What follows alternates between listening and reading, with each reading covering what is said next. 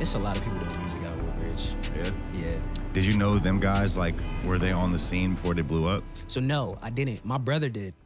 Like my brother knew, he knew of Shabuzi. I don't know what like school he went to. I think it was Garfield, but don't quote me on that. But he may have been like in that area, so he was familiar with him. But Yeah, I'm asking that because we have a few people from this area, like K.O. Banks, Young Chris.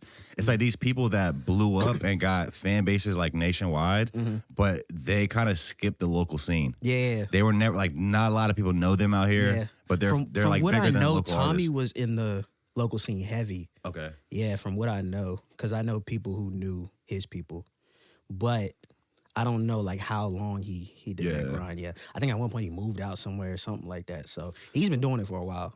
Like, and it's dope to see. Like that gave me hope. You know what I'm saying? Like seeing somebody from the bridge, like From the bridge. from the That's bridge, fire. like That's how y'all say it. that's how I said it. Yeah. No, well, I appreciate you for making the drive from Of course, man. Appreciate you Woodbridge. having me, yeah. We met at ABO Fest. ABO Fest, yep. That G-Man put G-Man, together. I think it was over the summer. Yep. And I remember at the time we booked it. I just saw you performing. I was like, bro, fire. And then we booked a day, and you were like, I think I gave you a day, and then you were like, can we do it like a little bit later because your son was gonna be born Yes, around sir. that time? Yeah. I think your son was born now. He was born, bro. And I think do you have another kid too? Nah, this is my first. Okay, because I was looking on your page. It looked like there was like an older kid. in Nah, your that's pin my. post. So that's my niece.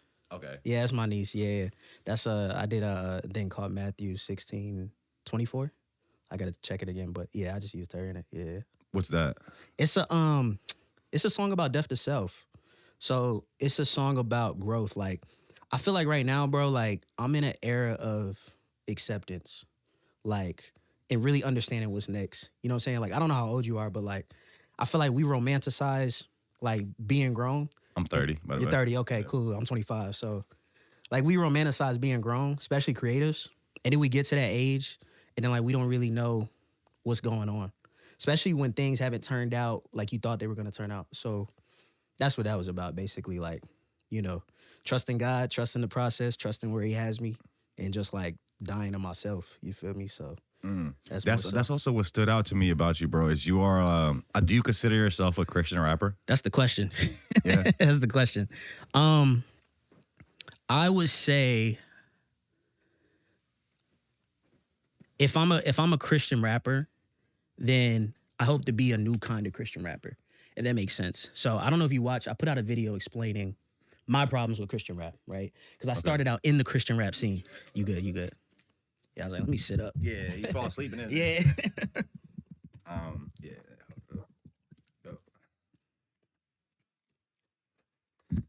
Your problems with being a Christian rapper. Yeah, because so I know, let's get to that. I don't want to cut you off, but yeah. even in your bio, like on Spotify, I noticed it says like faith-based hip-hop artist. It doesn't say Christian or rapper. Oh, you Maybe pay attention, like, yeah. is there like a connotation, like I don't want to say a negative connotation behind being a Christian rapper, but like, does it feel like it could put you in a box? Yeah, exactly. I think in an ideal world, it shouldn't. Like, it shouldn't put you in a box, right? Like, you should be able to say, I'm a Christian rapper, especially today. You can be anything. And people just go into it saying, okay, I kind of know what to expect. But honestly, the problem seems to be, from what I've seen, more with the Christian audiences when you say that. Because they have an expectation based on the mainstream of what's out there, of what your music should sound like. And if it don't sound like that, you know, then you chop. And if you a Christian rapper and that's the audience, if they ain't messing with you, then you feel me, you got to figure out how to move on. So I didn't expect you to say that. So the critique is more so coming from the actual Christian fan base. Oh, hey, is that you? You're probably watching the podcast right now. Before we get back to the episode, I just want to tell you about our new sponsor. We're here at Custom Empire at 3420 West Mercury Boulevard in Hampton, Virginia. And I just want to show you around the shop real quick. Walk in, they got 4Gs, this is a little bit out of my price range, I'll be honest, but it's available. Are those BBs? Are these actually BBs? Custom Empire is a locally owned and operated business here in Hampton. If you guys didn't know, our co-producer for the show, Karen, actually works here as well. What up, Karen? Custom Empire also offers financing, only $50 down, no credit needed. You jack real good, bro. You're really good at jacking, man. Wheels, tires, lifts, lowering. Stop by Custom Empire, they'll get you right. Tell them Off-World sent you. That's the critique I've seen. Yeah, Wow. like there's the age old critiques of like, okay, Christian rap's corny, right? Like Christian rap is whack, right? Like we hear that all the time. I'm not really bothered by that because I feel like if you're not gonna, those people probably never gonna get it a chance anyway. You feel me? Like, so to me, I'm not really big on. I don't want to hide the label. You know what I'm saying? Because it's blatantly obvious. But I question a lot of things. You know what I'm saying? Like if you say, like, why do you have to hold the label today? Well, the biggest thing is just because of how people perceive the music going into it. Christian audiences don't really know how to understand art on a broad scale. Like, it's more so just the message that they're used to hearing per se. But I think the thing that makes that message more beautiful, which is, you know, the message of the gospel, the message of Jesus, things like that, is someone's life experience. You know, someone's full package of what they go through and what they're walking through. So yeah, that's kind of the frustration that I've been thinking about a lot lately, as I'm, you know, kind of seemingly getting back in that lane now. So yeah. Did you start out as a Christian rapper? Mm-hmm. Okay. Yeah. So I started right when I was 3. When you were 3? Yeah. Do you remember rapping at 3? Yeah. So my mom, she had this essentially, he said, oh yeah. What? Oh, appreciate it. Yeah. My mom, so my dad, my whole house was music, bro. Like, my dad was a gospel singer. And my brother sings, my younger brother plays drums. And essentially, my mom had us in this group called the J Brothers, because we all started with a J. Yeah. And we would be going church to church performing with like matching jumpsuits. So You had 3? Yeah, I was young. Yeah, I was young. And I started writing at 8, recording at 12. So, you know, because I grew up in the church, that was what I was pulling from. You feel me? Like, the whole time. But, you know, went to college, experienced some things, you know, enjoyed some things. And then the faith became my own, instead of just, you know, there's a point where your parents' faith becomes your faith. Yeah. You know, and, you know, at first it's just because that's what they're telling you. But then you look into it for yourself. You have your own experiences, and you're like, there might be something to this. I feel that. Yeah. I'm thinking about that too, because like, so I'm Muslim, I'm Bosnian. Okay. So I grew up in a Muslim household, but like my parents are always like pretty modern Muslim. Okay. Like, they're not like super religious. Mm-hmm. Like, my mom's side of the family is a bit more like, her mom was like covered up and stuff. Mm-hmm. My dad's mom wasn't. Okay. And like, Bosnians, we're pretty like, we're not, I don't even know how to explain Bosnian, because we're not either of the Muslims. Like, you know, it's like Sunni Muslim, and then I forgot what the other one was. We're not either of those. We're just kind of like, I don't even know. It's like a chill Muslim, I guess. Yeah. Like, it's not super religious. Uh-huh. But like, I do know, like, everybody, you're introduced to your religion through your parents. Yeah. So you just are like, that's your default. Hands down, yeah. And then as you get older, you have to figure out what that means for you. And like figure out your relationship with God. Mm-hmm. Yeah, exactly. Right? Yeah. No, it's funny you bring that up. I remember when I was 14, and I had signed up to do this open mic, and I don't know what's the I don't want to misspeak on like the Muslim religion, but where is it that y'all worship? Like, is it a temple, or what is it called? Oh, a mosque. A mosque, yeah. Right? So there's this open mic, right? And they have it. They had it at a mosque? Yeah. I didn't know it though. Yeah. And back then, like, I was really... You in the mosque was doing Christian rap? Brother. I was zealous. I was a little too zealous. And, you know, we went there and we put up, and we drove past the location like 3-4 times. And we was like, we was like, nah, this is not it. Like, and we was like, nah, this is it. We went in there, you know, shoes off, everything. And it was just like, I was like, with my material then, it just wasn't going to be the best. Was there like Muslim artists there? Like, why was that? No, there was all kinds of artists. Okay. Yeah, there was all kinds of artists, but the last thing I wanted to do was like disrespect anybody. No, but so was it like a faith-based open mic? Everybody was about their faith? What I did was I went back to look at the flyer, and it had said it was sponsored by some group that now when I look back, it was probably, you know, Muslim, but I had no clue.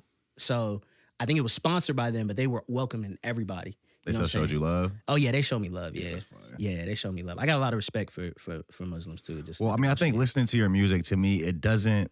Well, I'm not too versed in a bunch of Christian rap, so I don't know, like, what's the most popping thing right now, who's popular within the genre. Mm-hmm. But, like, me listening to it, it just sounds like great music. I appreciate it. It's not overly, like, super Jesus. It's like more, like you say, your life experiences, but it's around your faith. Yeah. So I think it's just great music, and I think...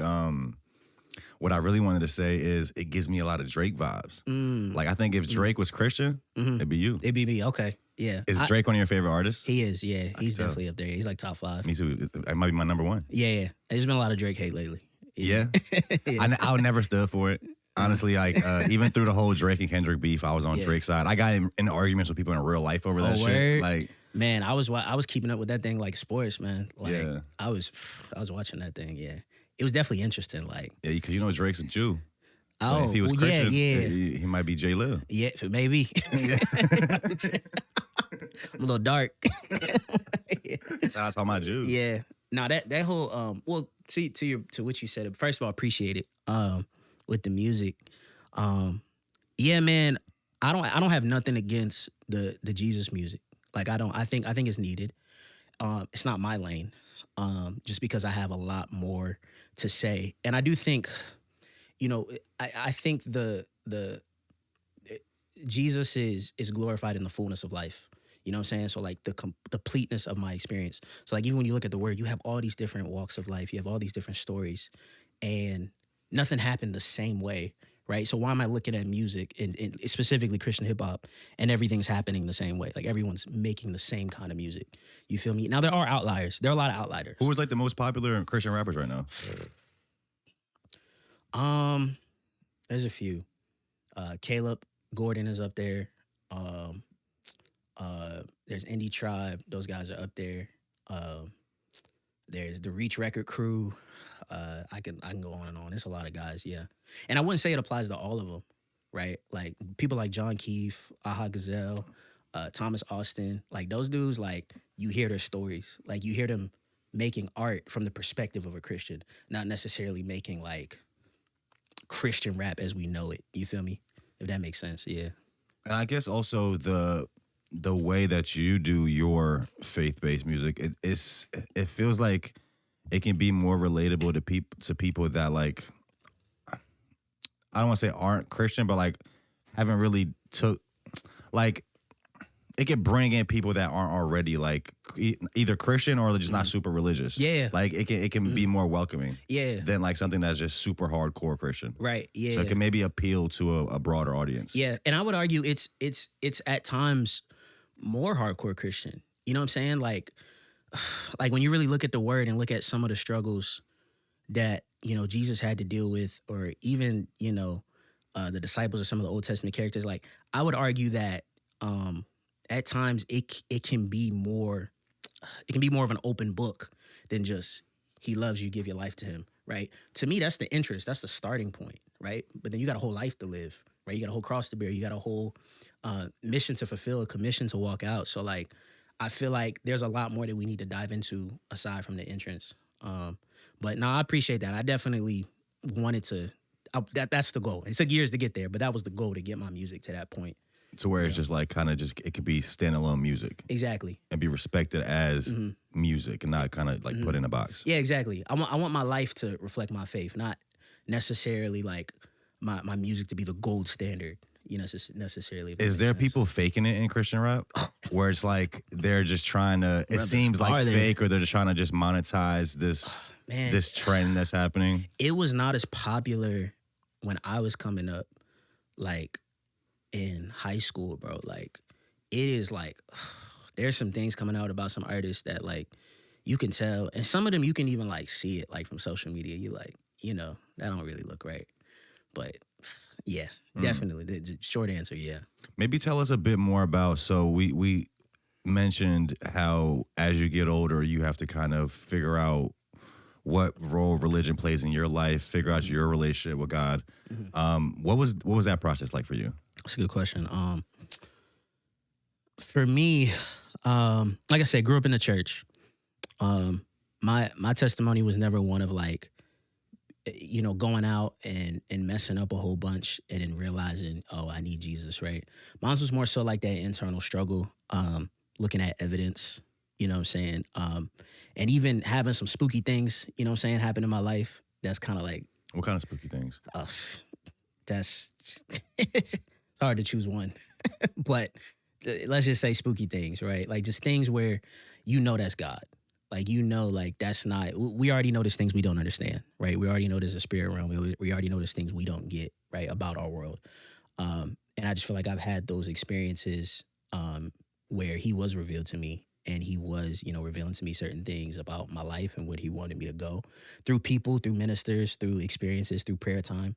And that relationship just grew, you know. But I want to say I've had almost like a what's the word? Not a resurgence, but almost like a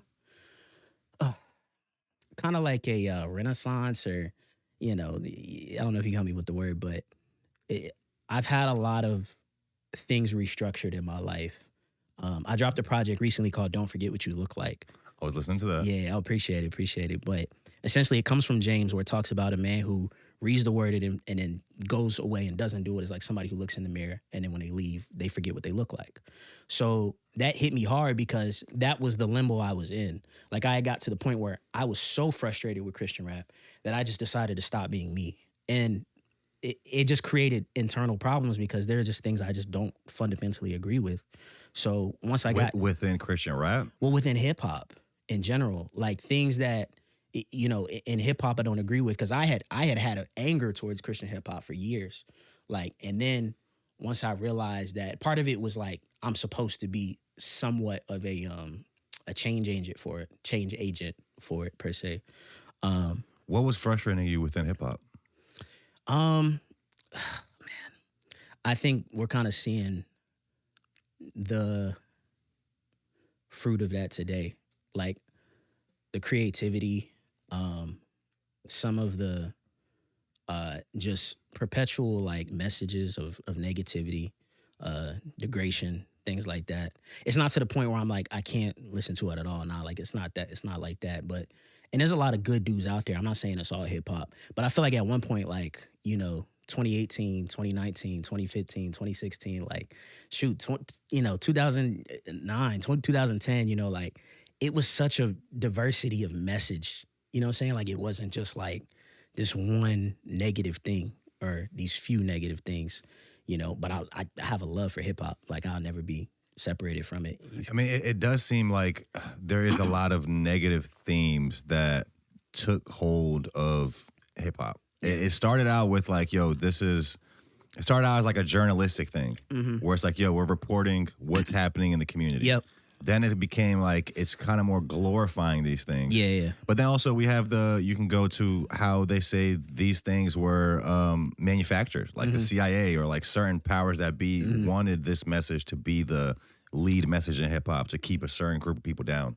So it's like, how do you maneuver that?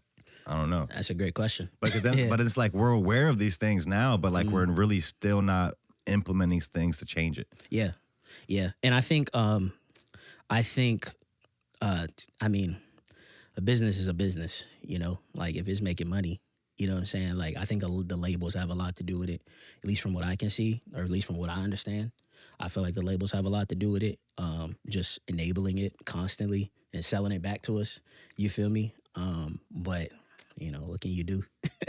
Yeah, it's weird because it became, hip hop became a thing that was like ran by kids. Yeah. It was like 2015, 16, everybody that was blowing up was like 16 years old. Yeah. And it's just this, so it became this kind of like, I think it got this like this notion around like it's like a immature thing. But that's not how hip hop started. So somewhere along the line, but you know, like somebody hijacked hip hop. Right. But you know what's even crazy? Like, I look back at the 15, 16 era, and I was in high school at the time, and now I have an appreciation for it. Like the SoundCloud days? Yeah, man, like even more so. Cause like I feel like there was something enjoyable about it, like musically. You know what I'm saying? Like, there was something like that was just the soundtrack to our lives. Like, I'm not up on what the youngins on today, but they really on some drill shit. Yeah. That's what the youngins are on. I seen that, yeah. But I just, you know, at least then, you know, it was like a diversity, and it was just like the music was great. So that's another top point too. Is so we're talking about the messaging of hip hop. Yeah. But then we get to the musicality of it. Yeah. And it seems like the musicality got stagnant too. Like, I'll be honest, for the past like 2 years, I've been on my rock shit again. I've been listening to a lot of rock, punk rock, like stuff from like the early 2000s. Yeah, my wife loved that, yeah. Because it seems like hip hop just got boring to me in a way. It did, yeah. I think TikTok stepped in too, bro, and like people started blowing up off of the same type of music, you know. and it just started repeating. Those like algorithms, like Spotify, like playlist algorithms started matching. Like, yo, if your song sounds like this other song that's popular, we'll throw it in this playlist. So then everybody's trying to copy these different sounds that are like trendy. Yeah. And then they getting signed, getting a quick bag, you know, and nobody's doing artist development. So nobody is building artists to last. You know, like they talk about there's no real modern superstars or something like that. Like, I mean, it's kind of right. Like, I don't really see a lot of, you know, artists that are being built up right now that are like, you know, got that staying power. You feel me? Like, we still got the artists from 20, 30 years ago. And their music still hits. Like, it still feels good. Yeah. I don't know, like, 20, 30 years from now, which one of these artists would still be being listened to. Like, I don't know. Like, imagine, like, the throwback songs for, like, the generation now. It's all just, like, drill music and, like, ass-shaking music. It's, like, it's no soul I see in something it. about that, yeah. But it's not that it's not out there. It's just not being pushed. You know what I'm saying? Like, people don't even know about it. Yeah, like, there's a lot of good artists. Like, I'm not even referring to just Christian rap. Like just rappers, like, who are good, man. Like, and it's just not being pushed. Like, it's not getting the same amount of. I agree with that. Do you think there's a level to where, like, they force-fed the public with this junk food music, or this junk food content, whatever it is, and then people got addicted to that, even though they know it's like, it's not a steak, it's not a full-course meal, it's just like some chocolate or some chips. Yeah. But, like, you get addicted to that, and then that is what you crave now. Yeah. And, like, you kind of don't even care about the healthy stuff. Nutritious stuff. Yeah, you got to have a balanced diet. Yeah. Like, is like, do you think it's a real sense of, like, people don't want positive, conscious art, or it's like, it's just they're not aware of it, or we've just been force-fed it? I don't think people don't want it. I would agree with somewhat of the force feeding thing. But on the other hand, like people do want that. You know what I'm saying? Like, and it can be addicting. You know, like we see it all the time. You know, you got people who are, you know, in the club 20, 30 years later past than where they should be just because of the lifestyle and the addictive nature of it. But yeah, man, it's I would say, like, the force feeding is bad, and the money being put behind it is probably crazy, you know, just to push it. I don't know the agenda. I don't know the motive. It's definitely an agenda. Yeah. I was just watching this podcast the other night, and they were talking about how, I forgot what year it was, they passed a law where they pretty much legalized privatizing prisons. And then, so the people that own the prisons, they started, what was she saying? They were basically like, they privatized the prisons, and then the prisons got a certain amount of money based off, like, how many people were in there and, like, how long their sentences were. You privatize it and become a business. Yeah. And then they changed some law to where they increased the sentences, and then they just started going around hoods and just arresting people for, like petty stuff that probably shouldn't be in jail for. Yeah. Just, like, make money. So it's like, all these things just became a business. It's like a business of ruining people's lives. And it's like, it's usually a certain demographic of people. Facts. You know what I mean? I know what you mean. I don't know. Yeah. But, you know, like, I feel like the downfall, like, or like me and my wife was talking about it the other day, because, like, she's into, what was it we was talking about? Basically, we were talking about, like, how we feel like everything is getting worse. Like, at least the things we love. You know what I'm saying? Like when streaming got introduced, music streaming. Like, it changed a lot. Like, imagine you being able to sell your album for $15-$20, and when one person buys it, you get a full sale. And now you need, I think it's like 1,500 streams for like an album sale. Like, what? Like, no, my album was played 1,500 times. You feel me? Like, that don't make sense to me, but I think that started to ruin things. And then you're getting paid pennies on the dollar. That's why you have some people like LaRussell and even doing things where you're trying to get direct-to-consumer back. The iTunes, you know, like, that's what I'm trying to get on, too. I have a website where I'm dropping monthly just so I can try and build more of a direct-to-consumer fan base, because, shoot, I don't need 30 million monthly listeners, but if I can get 30,000, you know, committed fans. I mean, if you have 1,000 loyal fans and they're buying from you and spending their money with you, you can make a living off that. You can make a living, yeah, and you straight. Like, if you do the math, it ain't that bad if you're able to go direct to consumer. You only need these millions of fans to make money in this system that they've created. You do. You know? You do. And it's kind of which it costs money to make money too, or you can give up things. You can give up, your rights. You can sign. You can, do that. But even that, the labels want you to do it on your own first before they even bring you in. So it's like, yeah, with the music streaming thing reminds me of, it's like it's a bunch of these like conspiracies that are going around about like these companies like BlackRock, which are like these huge investment firms that own like a lot of things. Those are right? the guys that are buying everyone's catalog up. Catalogs, Yeah. they're buying like a lot of single family homes, which I think Trump did just pass a law saying that these big investment firms aren't allowed to buy single family homes anymore because they're kind of like they're like making it really hard for normal people to be homeowners. You know what I mean? I think I saw Dave Ramsey talk But about it reminds me of like, because the saying is like the saying is like for the future they say you'll own nothing and be happy.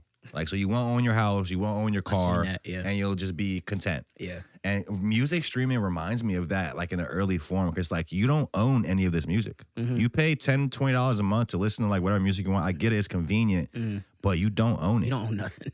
Yeah. You know what I mean? There's no sense of like ownership. There's no sense of like I'm not attached to this. Man, I even seen like, I don't know if it was HP, some printer company charging a subscription. Everybody's doing subscriptions now. Bro, like, Yeah. like what? Like, I know it makes sense on paper, but there's certain things where it's like, come on, like, It's convenience and like comfortability, and sometimes comfortability is could be the death of you. Yeah. Maybe look this up here. There was a war that happened one time somewhere in history. I forgot what it was, but like one group of people sent their enemies a bunch of TVs. And and those people got like pacified and too comfortable with their life because they had these TVs now, and like they lost the war. That's crazy. Am I lying about this? I heard this a long time ago. What does this say? Is it Vietnam War? This is the living room. Let me read that. This is the first conflict. The Vietnam War is famously described as the first living room war because it was the first conflict heavily documented by television. I don't think this is it. Type in war where people sent televisions to their enemies and it helped them win. Something like that. But that's even like, that's kind of where we are right now in society. We're all so comfortable. We got our phones, we got our TVs, we got our little food, our little drugs, getting high, whatever. And it's like you get so comfortable that you don't really care what's happening in the world anymore. You don't have any like drive to fight for anything. Yeah. And you got to break something down to build anything up. Like people want, abs. People want, Abs. a certain look. Yeah. You got to get in that gym. They got ab surgery now. We're speaking of Drake. I think Drake got the ab surgery. So you said, oh, go ahead. Isn't this? During the Cold War, the United States and its allies actively worked to get Western media into the Soviet Union and Eastern Bloc countries. The goal was to expose citizens to superior Western living standards.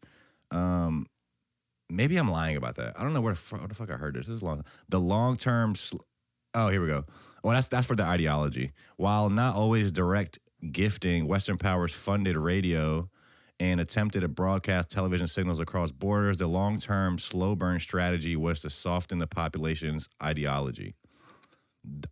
That's a little bit different than what I was saying, but that makes sense too. But there also is a Russian guy. There's this video on YouTube. You should watch it later. It's this Russian guy, and like this was like 40, 50 years ago. He was talking about how to destroy America from within. And it was like this. I think I've heard of that. It was like this 50-year plan. And it was like you pretty much like you make people lose faith and trust in their government and each other. You do it inside. And that's kind of what's happening right now.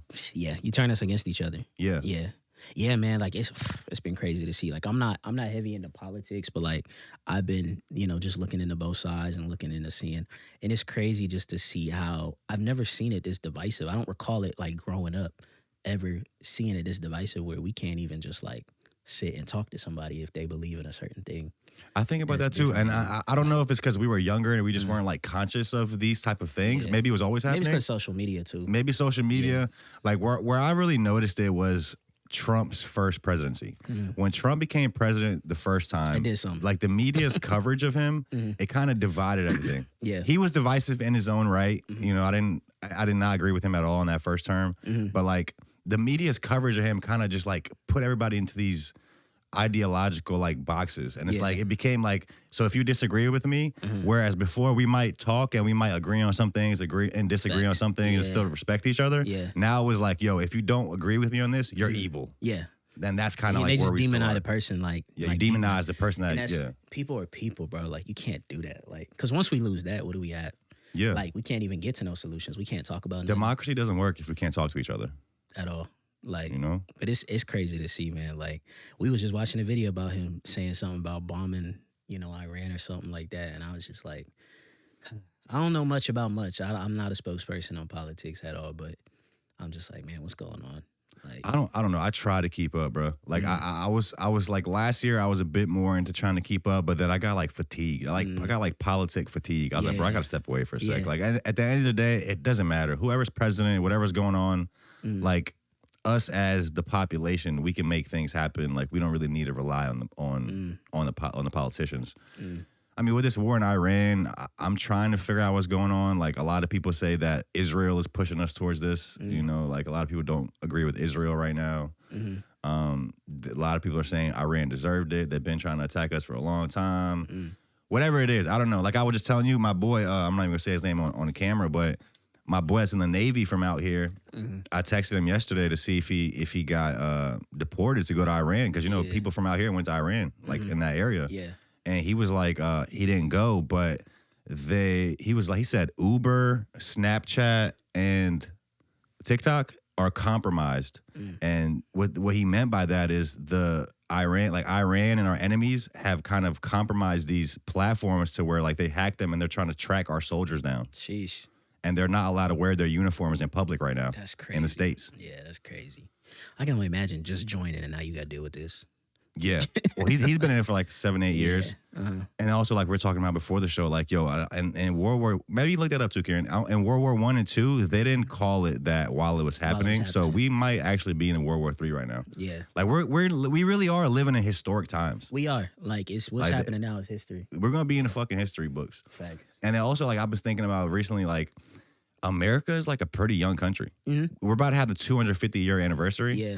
And bro, that's not shit. Like Iran's been around for like 5,000 years. China's been around for like thousands of years. Yeah. Like what we think of as the greatness of America right now, and it's not guaranteed that it lasts forever.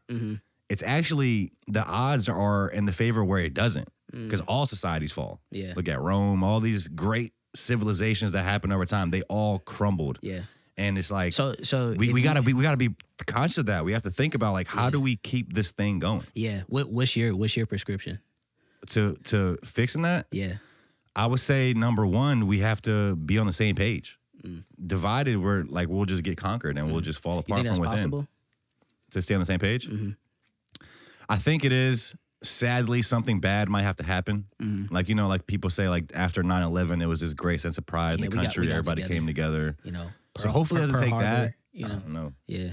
I don't know, like I'm Bosnian. So I'm Bosnian. I was born in Bosnia, and I moved here when I was 4. Okay. And like growing up, I was always like, "Yo, I'm Bosnian. Like I'm not American."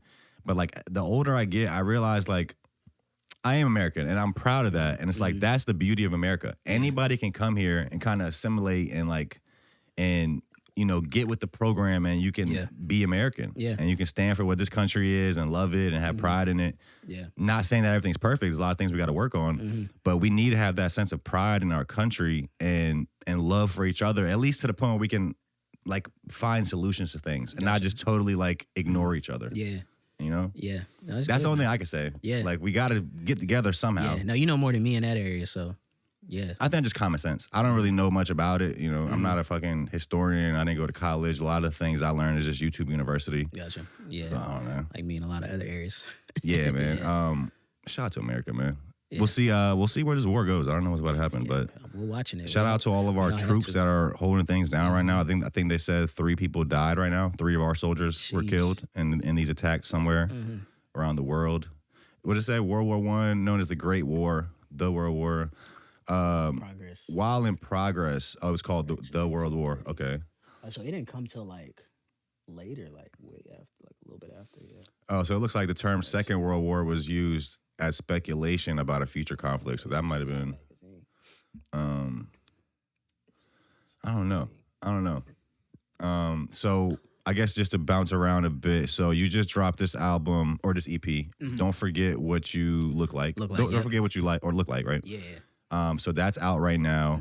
I also noticed that on Valentine's Day, you announced that you're dropping like a 2-song EP. Yes. What's up with that? Yeah, so I got a pack called, it's called 2-1. Basically, like the two would come in one. I'm married. I've been married for 3 years. Shout out to my lovely wife. Love her. And she does music too. Y'all gonna be hearing from her real soon. Did I meet her that night, I think? Was she with you? Yeah. Okay. She's nasty. She way better than me. You just saying that? Nah, Okay. she's on like some like Erykah Badu, Yeba, like she's nice. We met in school, music school. Okay. So Yeah. y'all went to high school together? We went to college together. Okay. Yeah, that's where we met in a popular music program. I think that's fire that like people that were in school, they're like his girl, they were been dating since high school. My boy That's dope. Abed and him and his wife, they I have love that. 3 kids now. They were dating like Man, I since, love like, that. I love the friendship becoming something more because like there's just a different bond with that. You know, It feels like organic. it does. Because even when you're not like there's such a foundation in friendship. You know what I'm saying? Like in building a friendship. So we were friends for years before we even started dating, and then we had got married after that. But yeah, the EP, Don't Forget What You Look Like, and then the pack 2-1. That's what my boy Redeemed. We've been locked in. I have a team. I'm in partnership with G-Man Entertainment. Shout out G-Man. I was gonna ask you, are you managed by him? I'm in partnership, so I have like distribution, and we work together on some other fronts. But man, He's a cool guy. G is great, bro. Like, Well, I guess how did you get linked up with him and like and doing things in this area? Yeah, Riffic, T-Riffic. Okay. Yeah, so I was at I did Who's Next. Shout out Cam. I was just talking to him yesterday. Yeah, shout out to Cam. Everything he's doing. I'm gonna try and get to the on the ropes thing soon. We were just I went to the 804 versus 757. Okay, how was it? Yeah, Bro, people, in my opinion, it was like 3-1. 7571. Jeez. But like I left and the next day everybody's in the comments like, what are you talking about? 804 won. Was it Shit was rigged, bro. Original. Sarah that jump back. Was it? It was original. It was like originals, they or was had, it like was they rapping over industry beats? So they had local beats by local producers. So my Okay. boy Zell2 Trill did one of them. Okay. And then people just like were doing their like verses Okay. and stuff. Yeah. Okay, yeah, I gotta try and get up there this year. But yeah, T-Riffic. I did Who's Next, and then I was just trying to like go. I had been locked in with my camp for a while, and we just needed to push for something else. You know what I'm saying? So I was like, well, let me go down to Virginia Beach, because I never go down to Virginia Beach. You know what I'm saying? I was clueless to everything that was going on down here. So came down, and I came across the Red Room, and it was right before he ended it, because he ended it a little shortly after, and pulled up, did playing games, and then from there he plugged me in with G, just asking me, hey, like, what you need help with? Like, where you at? What are you doing?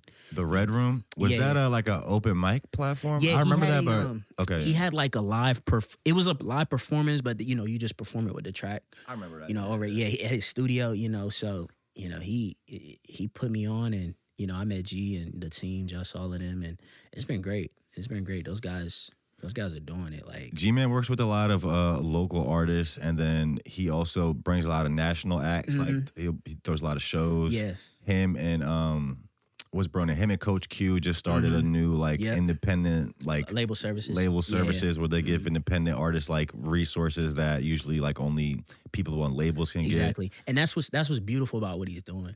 Like, he's giving something to the ground to be able to get up, because the game right now, we need it more than ever. Like, the game is messed up to where if you aren't basically building your own infrastructure, which you should be doing anyway, you should have your own photographer, you should have your own videographer, you should have your own studio, stuff like that. But if you aren't building your own infrastructure, you're trying to get to a label, but you can't get to a label if you don't have something that's worth them investing for, right? Like, if there's no demand, why is the label going to want to put money into you? A lot of artists don't understand that. As far as like getting on a label, or even like getting on a show, like, yo, I want to get paid this amount to perform, but like you can't get anybody to come to the show. So I'm on both sides of the fence, because I'm an artist, but I'm also in the business. Like, I have my own entertainment company that I'm partnering with, and I'm trying to build it up. But man, what's that called? Well, it's we'll just say it's a collective right now. It's Eubanks Entertainment right now. I'm thinking about creating like a more official name, but right now that's just like the LLC name. But man, like, I'm on both sides of that, because as an artist, like, I kind of just felt like the artist way. You know what I'm saying? Like, man, the label's screwing us over, da da da da da. And that's not always the case. Like, if I give you $200,000, You know what I'm saying? Like what do I get out of that? What do you think I'm gonna do, right? It's not like these labels are able to hold you to getting the money back. That's just something they lose if you don't make it back. Like they want you to win. They do. Because if you make money, they make money. But I think, honestly, this is just my personal take. I think the system's broken, man. The music system. Yeah. Music industry. I don't know system. if it works. Like, I don't know how I see it. I think the way they set it up is like it works for them. It's a monopoly, bro. Mm-hmm. It's literally a monopoly where it got interrupted a bit by social media and stuff. Yeah. But like even now with social media, it's getting harder to blow up too because like I feel like they control the algorithms. Yeah, like it's very much a mystery. And it's pay to play, right? Like TikTok changed the game because you could do stuff for free and blow up.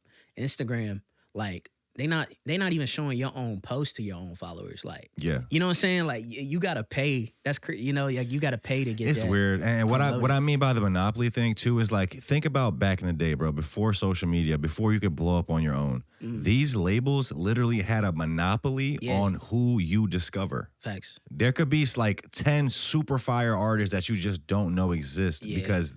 Like they own the channels, they own the platforms, and like these are the only people you know exist. Yeah, that's a monopoly. But it is, and then the question then becomes like, because I always just go down this rabbit hole, like, which was better? Because there was drawbacks on both sides, right? Like, so I can only imagine back then. Like, I hear the older dudes talk about how great the talent was and stuff like that, and I'm like, yeah, but how many people who were good were getting an opportunity that weren't?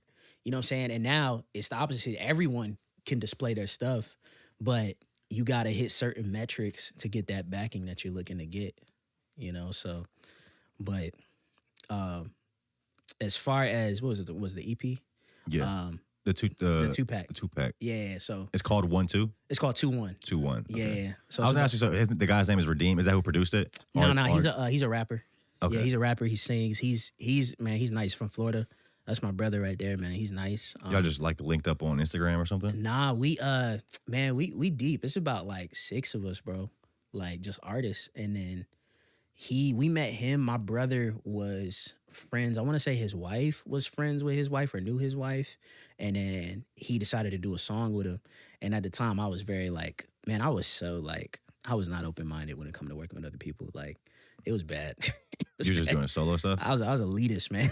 I was like, which y'all can't rap like me, bro. This Christian shit. Y'all not even Christian enough to rap with me. You don't love Jesus like me. Man, I was elitist, bro. Like, I had to stop that, like, because I realized I wasn't even the nicest one out there.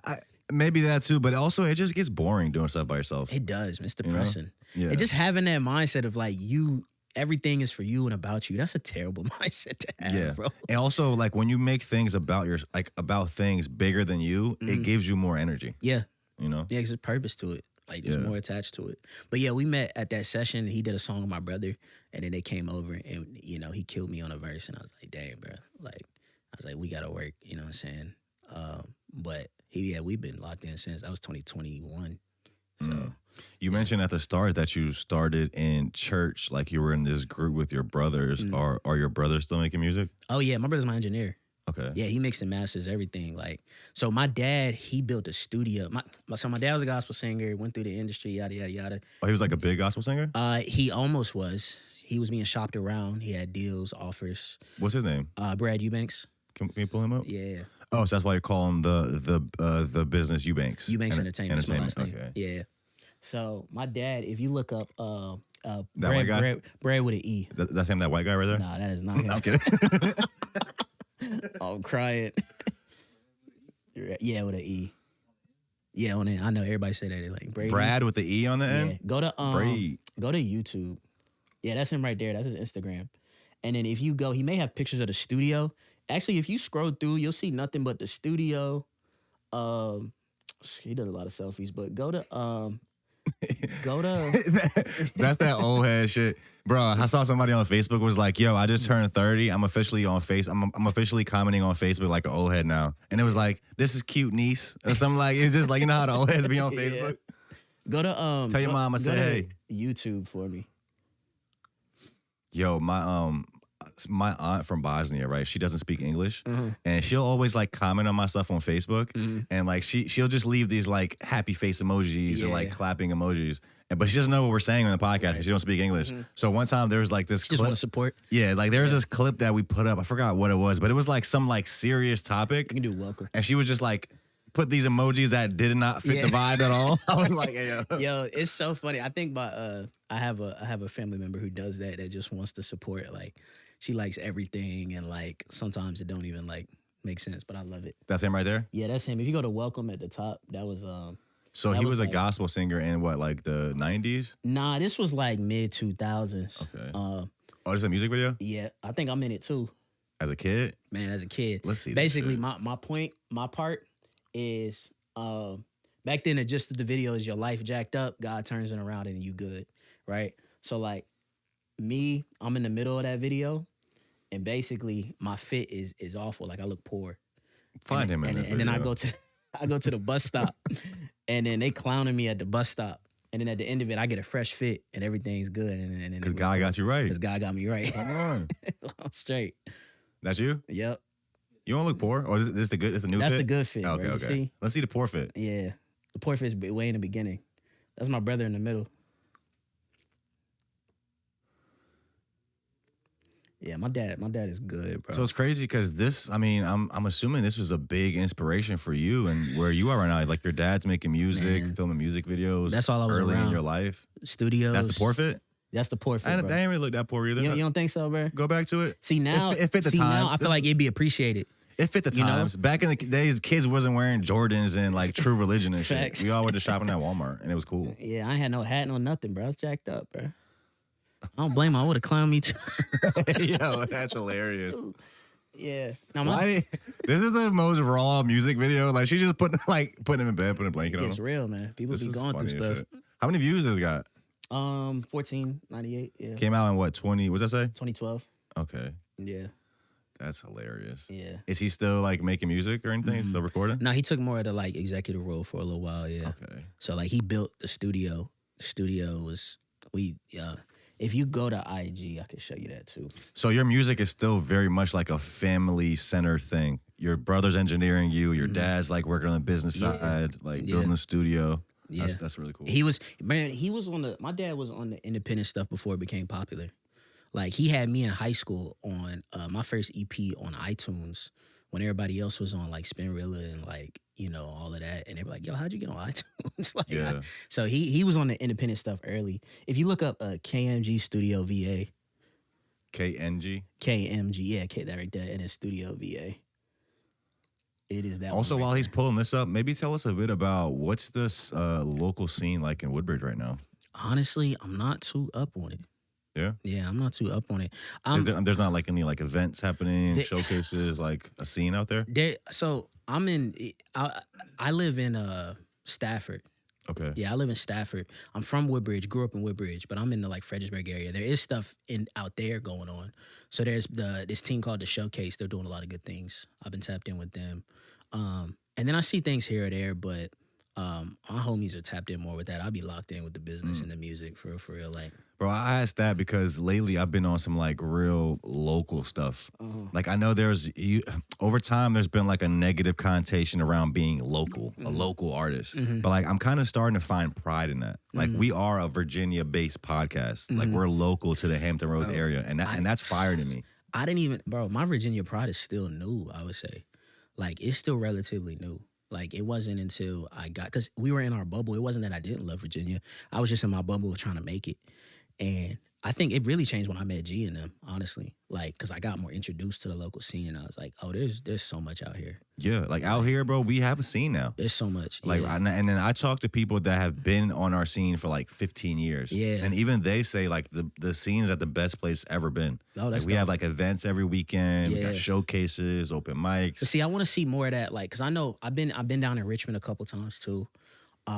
I want to see more of that move more. Like, I know DC's got a lot of stuff going on too.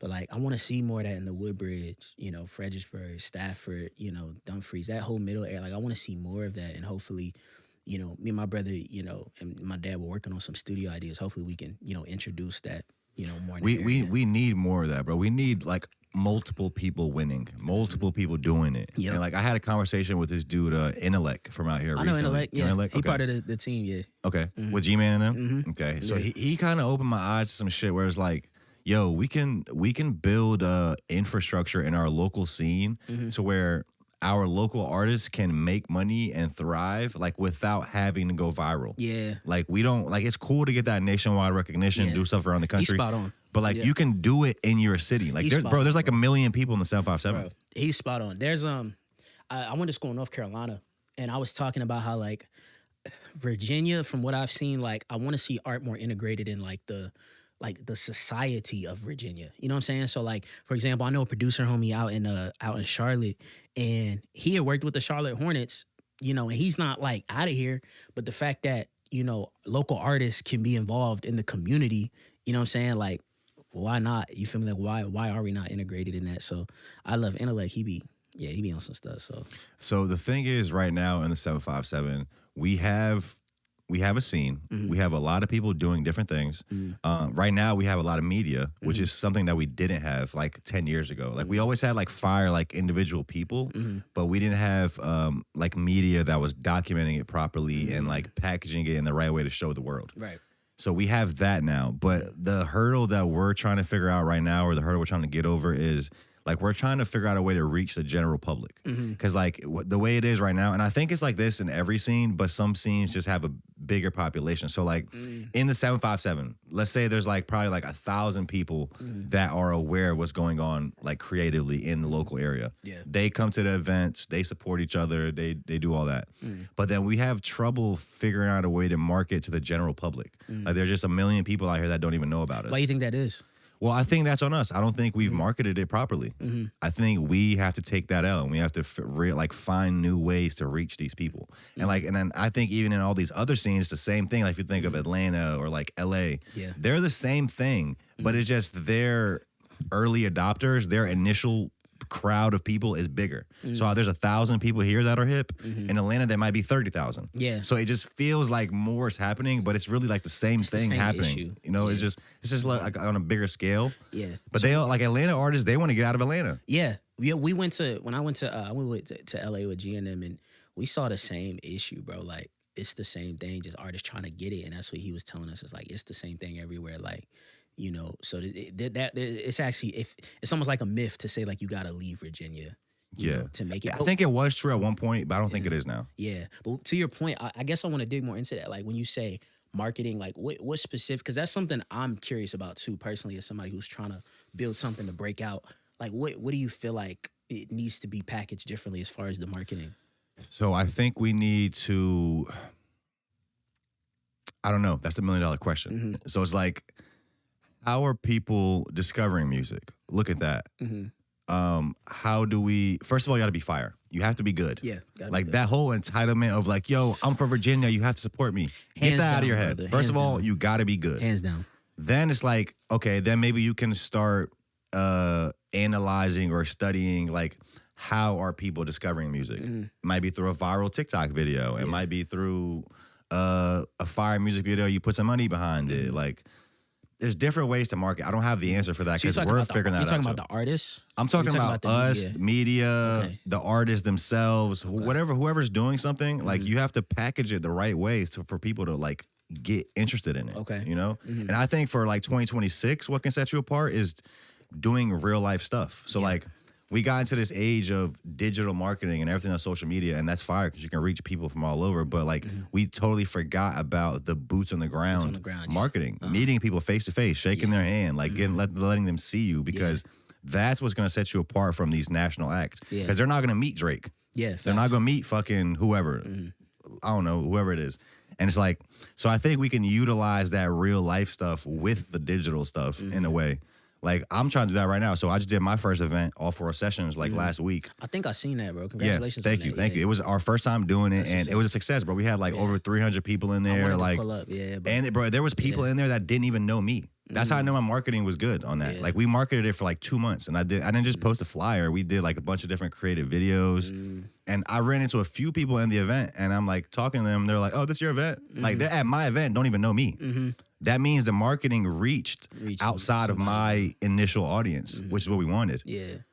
So like next thing we're doing next Sunday, me and my boy Bobby Blaze. I don't know if you know Bobby. He's from Hampton. Okay. We have these characters where we wear these wigs. They're actually up there in that blonde and black wig on where the coat rack is.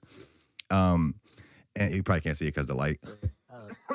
But like we're like these emo guys. On that one right there. It's on the coat rack. Oh, it's on the. It's on top of the coat rack. Okay. Yeah. So like we're these emo guys, right? Bradley and Cooper. Yeah. And like we did all this content, and so now we're gonna try to do like we're doing a meet and greet. Okay. At Patrick Henry Mall next Sunday, and it's like we'll see if people are gonna pull up. Yeah. But like all this summer, I'm gonna try to do different things like that, where it's like, yo, I'm gonna be here doing this, meet me there, and like have a different thing every time, so where people can like.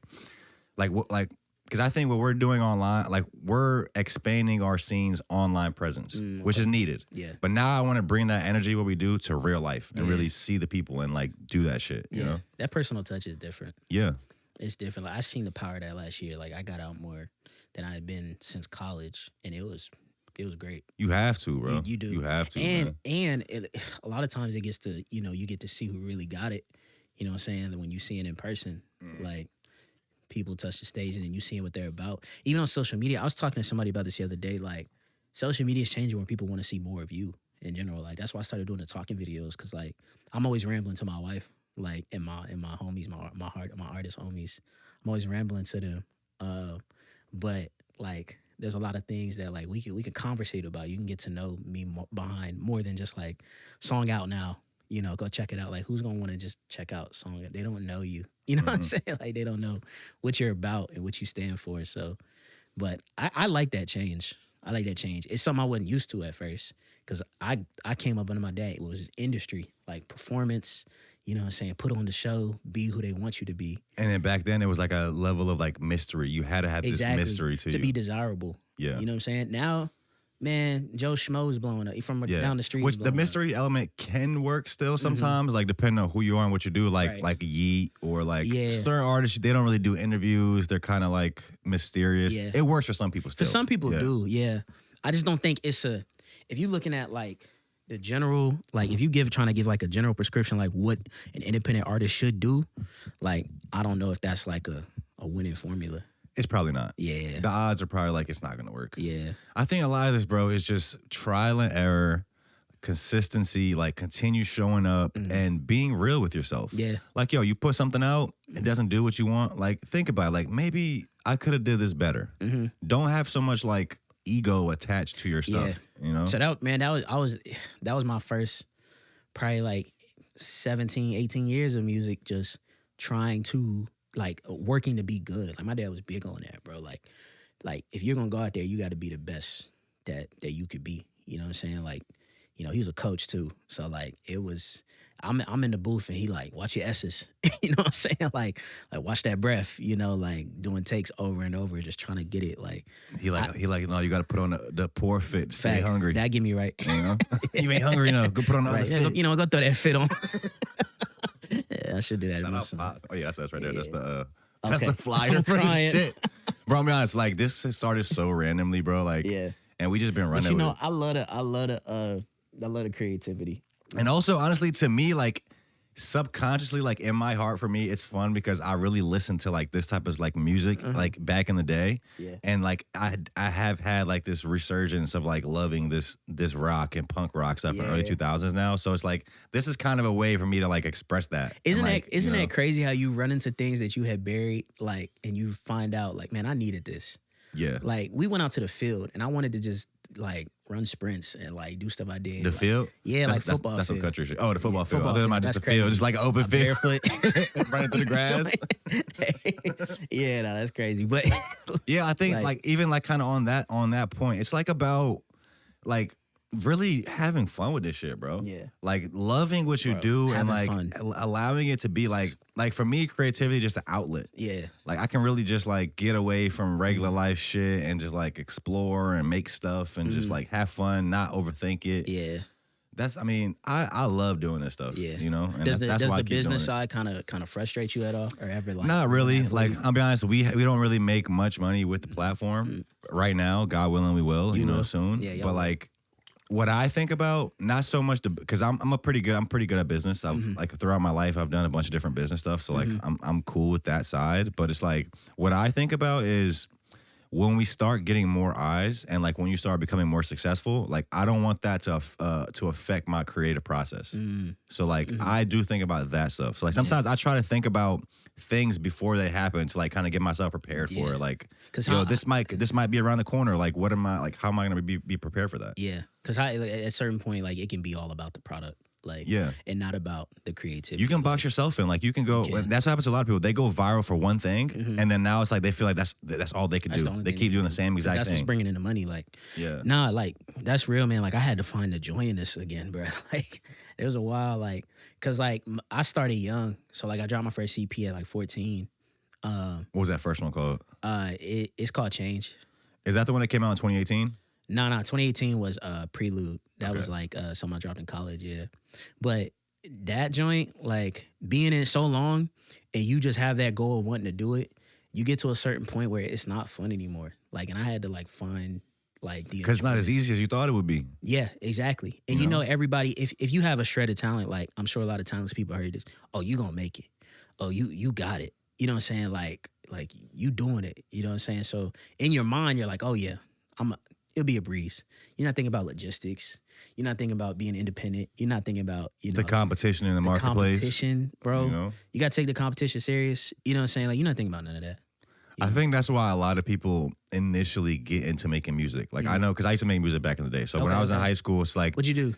I rapped. Okay. Yeah. Actually, I retired like 3 years ago. No worries. Recent. I'll tell you some of my stuff if you want. All right, babe. I want to hear it. Right? But like, it starts out as this thing that's like, yo, this is easy. I'm just going to get high, make music with my friends, fuck with hoes, blow up, get a lot of money.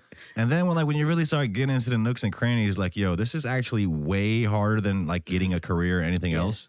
You know, like music, fashion is really hard to start a clothing brand. Right. Like, these things seem easy, and it's usually because the people you see doing it, they're really good, so they make it look easy. Yeah, but I would say that talent isn't even like a strong enough thing to launch you off anymore. Like, I don't know if it's like, I think you need it. Like, you know, he would say this all the time. Like, it helps after. It doesn't help in the beginning. Like, it doesn't help in the beginning right now because of all the metrics you got to hit. But once you blow up, like, talent does help you, because now it's like people are coming to you and you can keep it. But even that, because that was my crutch, was being the best. You know, every rapper makes songs about how they the best rapper. You feel me? Like, that's like 80% of like rappers songs. See, it'd be creative if a rapper just started rapping about being the worst rapper. Yeah. I suck. Nobody worse than me. Like, you know what I'm saying? Right. And he probably found a market for it too. I was just watching this interview that Channel 5 did with Shia LaBeouf. Okay. I watched the whole thing last night. Is that recent? It came out like last night. After a situation? Yeah. It's a really good podcast. You should watch that. Like, they touch on a lot of different things. Okay. And one thing that kind of stuck with me is Andrew from Channel 5 was asking Shia about, like, did you always know you had talent or some shit? Shia was like, talent doesn't exist. And then Andrew was like, started naming all these things. He was like, well, like, as an interviewer, he was like, I think you have to have talent of listening. I was like, I think I have that. He's like, that's a skill. So basically, he named off all these things, and he was like, no, that's a skill. That's not talent. Then I'm thinking, like, yo, what is the difference between talent and skill? How you feel about that? I don't know. I got to chew on that I for a think second. some people are naturally gifted and better at things than others, you know, in the beginning. But then, like, consistency and hard work, you will outbeat that talented person. Yeah. So it's like, I don't know. What does it actually say? That's Talent, interesting. did you type in what's the difference between it? Talent is an innate natural ability you're born with, while skill is a proficiency acquired through training. Okay, so yeah, it's kind of what I just said. So yeah, talent can be like you have a natural, like, you're a little better naturally when you first start out. Yeah. But skill will make you can become better than the person who's naturally talented. Yeah, I think I disagree with that. There's no talent. Like, I think it's like their talent, that it factor, that thing that's like, yo, like, you know, it would take me, talent can speed it up, right? Like, it would take me, you know, twice as long to get as good as you. But I do think skill and practice can catch up to talent. But I guess even if you say it's like you're a really great rapper, it's not a skill? I think that rap is a skill, but I don't know if... Well, you could have a skill in expressing yourself. You're right. I think you can build any skill, right, in expressing yourself. Like, my real gift is communication, right? Like my ability to articulate. So now we add a words. third thing to it: talent, skill, Yeah. gift. It's like, what's it? Well, I put gift in. I put gift with talent. Yeah, talent. Yeah, I put gift with talent. Yeah. Yeah. So like my real gift is communication, right? Like rap is just the art form that I love the most. I think rap is a skill, right? Like I think you can learn to rap, right? But there are people with no rhythm, bro. Like there are people with, who can't hit a note. You know what I'm saying? Like to me, if you can't, there are people who just can't hear the notes. Like that's gifted. That's talent. You know That's what I'm a saying? gift. That's a gift. Yeah. Like Yeah. you can't just teach everybody that. Like I've seen it. You know what I'm saying? Like you can't just teach everybody rhythm. So I would say to an extent, depending on the type of rap you're trying to do. Because if you got a bomb engineer, you could do whatever for real. But Throw some AI on it. Hit a couple little we buttons. started on AI. Are you using AI in your creative process at all? No. No? No. I'm like, I think AI is can be helpful for society in a lot of different ways. I get a little frustrated with it in the creative space, personally. Yo, I just watched this movie that came out. It's like what's it called? Something like be happy, have fun, be happy, don't die, or something like that. It's a really good movie. You should check it out. It's like about this guy pretty much comes back from the future to save civilization. Okay. And it's like basically we let AI get out of control. And then in the movie there's like all the kids are like brainwashed by their phones and like they're kind of controlled by their phones. It's kind of like, it's like an artistic way to like kind of describe what's happening right now. Everybody's just like on their phones all the time. on Black Mirror or something like But that. it's a really good movie, and it kind of shows you where we can, like, where this thing will head if we let it get out of control. Yeah. How you feel about it? Like, well, I guess how you feel about it as a whole, and then how you feel about it in music. AI. Yeah. So I think AI is a great tool.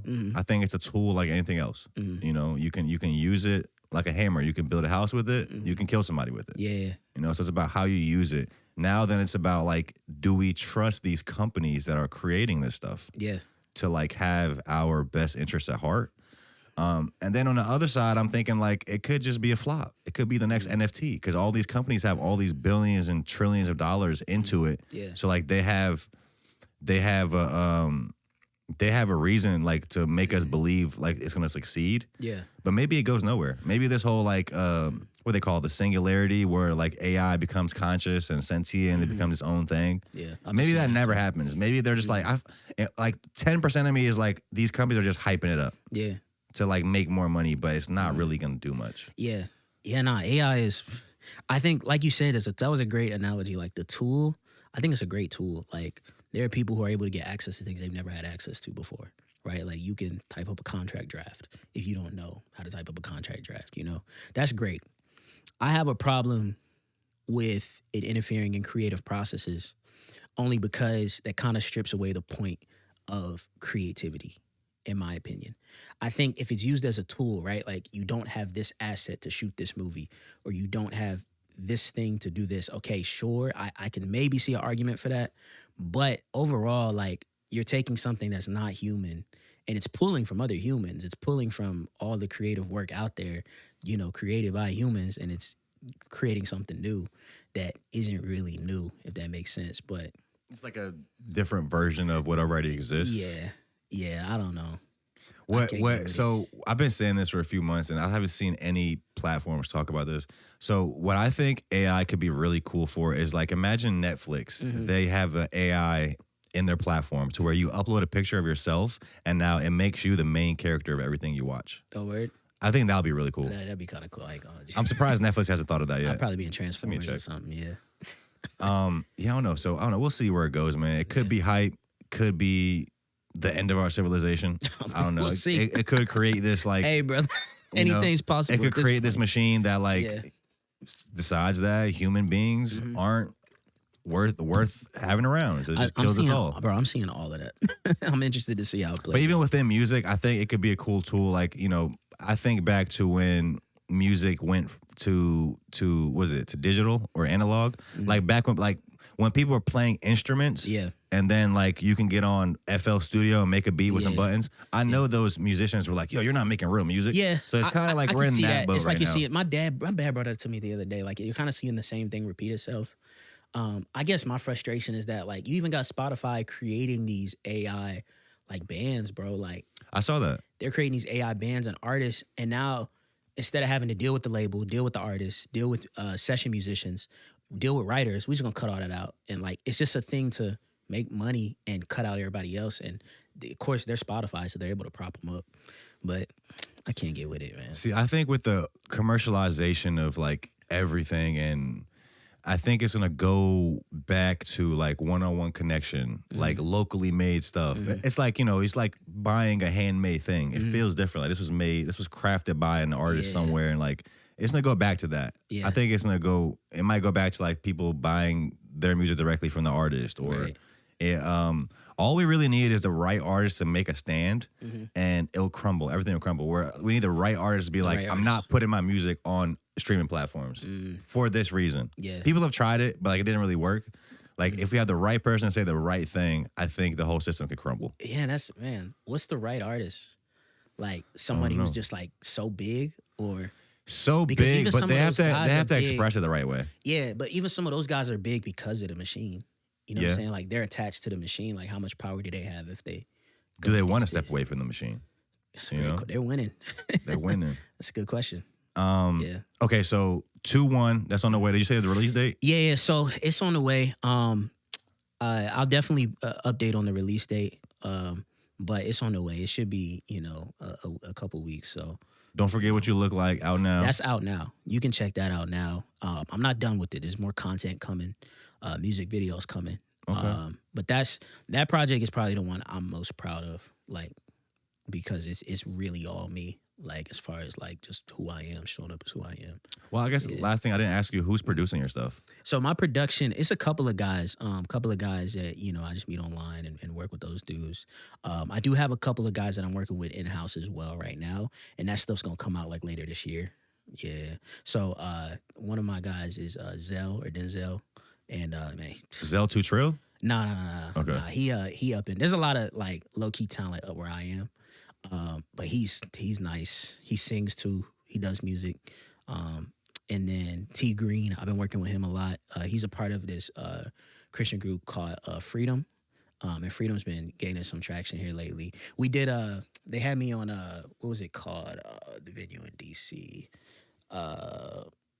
Songbird. We did Songbird back in October. I think it's like a legendary venue out there, isn't it? Oh, Isn't yeah. that where Drama them did a DC show? Yeah, I think that's like a venue that's been around for a while. Yeah. If you go to my gram, I got pictures from it too. But yeah, so we did Songbird back in October. So I'm working with. They have a couple producers. Will, he's nice, you know. So I'm working with a couple of guys, just trying to build more of our production catalog. Yeah, as well. Hell yeah. Well, look, thank you, bro. Thank you for coming course. through. Is there anything else you want course. to touch on? Lead the people with? Yeah, man.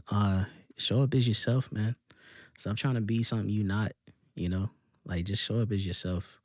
That's all I want to do. You know, I go by the motto of just, you may have heard it before I perform. Like I represent Christ, Woodbridge, and G-Man Entertainment. So you know, that's what I'm about. Just find out what you about. So yeah. Well, thank you for making the drive, bro. Of course, man. Of course. Appreciate you having me. Check out bro's music. It'll be in the description. Yeah. See you guys soon.